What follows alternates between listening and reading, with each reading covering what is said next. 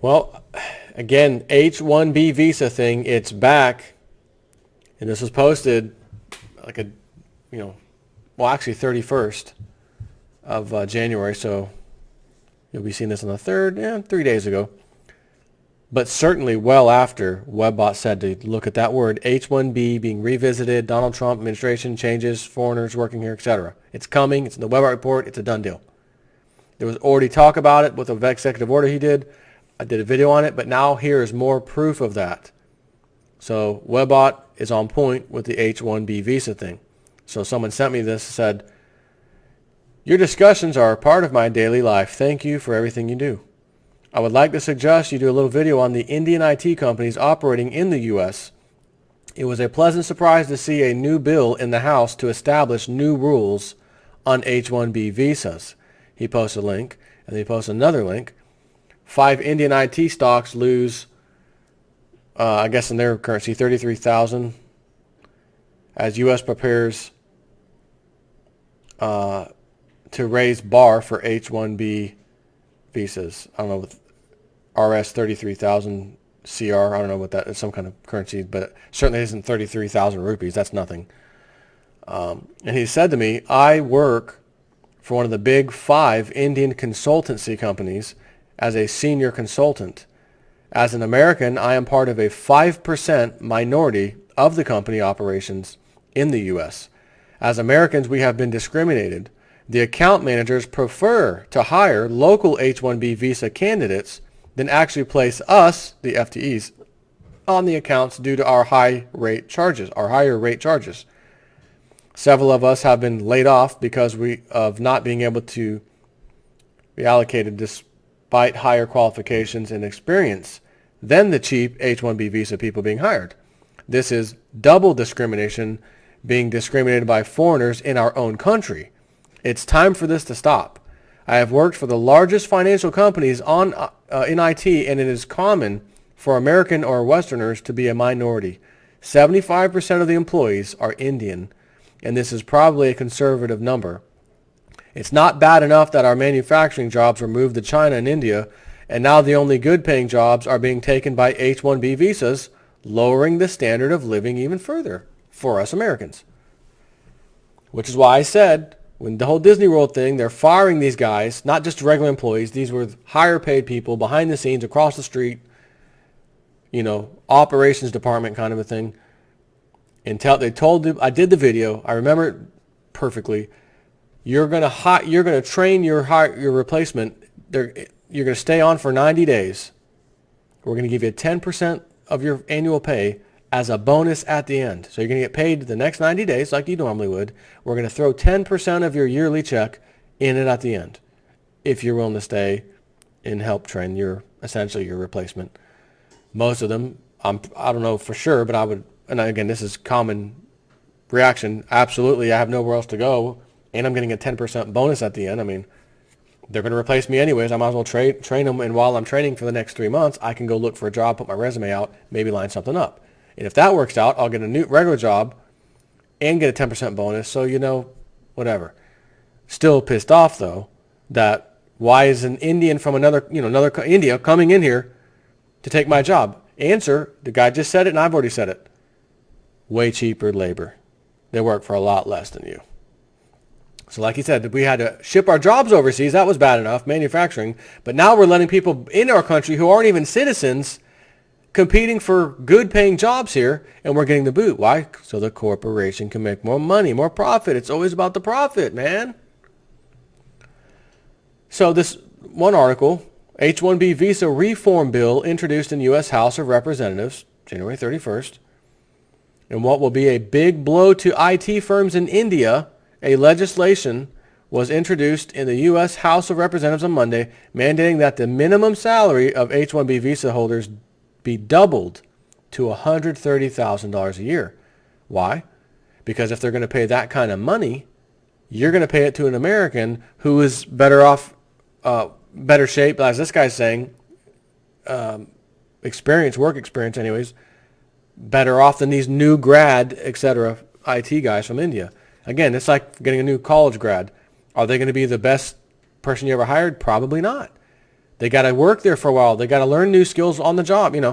They can get good, but they're not normally going to start off fantastic right out of college. I know everything.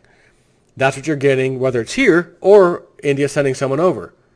But the point is, people and companies in America are going to say, well, I might as well hire a full-time American. I don't have to deal with the H-1B visa and send them back and forth and all this crap when I can hire a guy here. Well, the difference was they could, as I said, doubled to $130,000, which means what? $65,000 a year is what they probably were paying these people. When Mr. American guy like this guy who sent me this, maybe make 100, 110, 120 a year, is losing out because they're paying, Habib from wherever, China or India, $65K. Matter of fact, we can get two of these guys for that, 65. Place one of you American, no brainer, get lost. Wait, don't get lost, come back. I need you to train this guy. Give you 90 days and 10% bonus at the end. How's that sound? So that's one thing. And then we have this other article, 5 Indian IT stocks lose Rs 33,000 CR as U.S. prepares to raise bar for H-1B visas. This was posted February 1st. Again, well after Webbot had mentioned this. The Trump administration is expanding the scope of its immigration squeeze by targeting the foreign guest worker visa program amid a furor in multinational corporations and a mutinous ferment in U.S. government circles. Globally engaged, America is still coming to grips with the Trump decree staunching refugees and travel from 7 Muslim nations when it was revealed that a new presidential order aimed at overhauling the guest worker program that includes the H-1B visas is in the works. Technology companies, primarily in the U.S. and India, have long used the visas to bring skilled foreign talent to America, in effect providing a route for Indian students and professionals to emigrate to the U.S.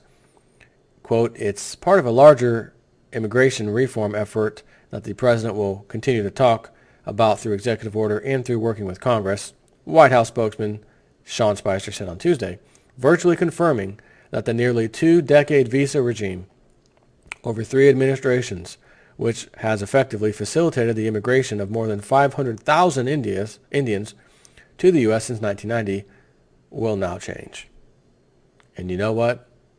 If I'm to be honest, what in the hell took you so long? Okay? What in the hell took you so long? America first. We live in America. America first. This is the equation. What about these other countries? Wait a minute. Let me give it to you in a real childlike way for everyone to understand, even the far left liberals. You have a family, husband and wife, 2 or 3 kids. Is your family first, or are you going to go out of your way for the neighbor's family? Help them first. Honey, we're starving over here. That's all right, but we only have $50 in the bank account. No, don't sweat it. Let me give it the 50 to the neighbors because they need it bad. We're going to starve to death. Would anybody do that on some kind of normal basis? No, you wouldn't be with your husband or wife if that was happening. What's the number one thing? Family first. Family first. So what's the next thing? We're part of a nation. We're citizens of a great country. So is it any shock that we should all have the mindset of our nation comes first when it comes to other nations or people from other nations? Why do we have to care about so many other people when we're not caring for ourselves? We're destroying ourselves. The jobs are going away. The manufacturing jobs are gone. The Indians are coming over. Mexicans too. At what point do we say, hey, listen, you guys want to come here because it's an easy ride over here. It's easy. Some people, it's a free ride. You need to deal with your own country. Those are your problems. If I got problems in my family, I don't go to the neighbor next door and bring the problems there and make them deal with me all the time. I just walk in their house like I own the place. I need free food. I need free electricity. I need internet. I need a green screen, a couple of little lights. I need a camera and a PC. I got videos to do over here. And I need you to pay for the tab, too. Your electric bill's about to go up a bit. And by the way, can you make me dinner? I got videos to do. I got 3 more videos. Can you make me some dinner? Oh, we'll go ahead. Matter of fact, we'll put you on a plan where you get an EBT card, and we'll feed you for free, and we'll give you free electricity. And you have a side job, keep the side money, use it yourself. Don't waste your money on groceries. Use the EBT card for that. What are we doing? Who's arguing with this? The liberal left. That's who's arguing. They don't have a clue. They don't even know what they're doing or why they're arguing. It's just, oh, robot mindset, let's go. Sheeple mindset, get it, go with the herd. What are you here for? I don't know. Trump's a racist. He's a bigot. Trump is homophobe. You don't even know. Morons. Absolute morons. Take care.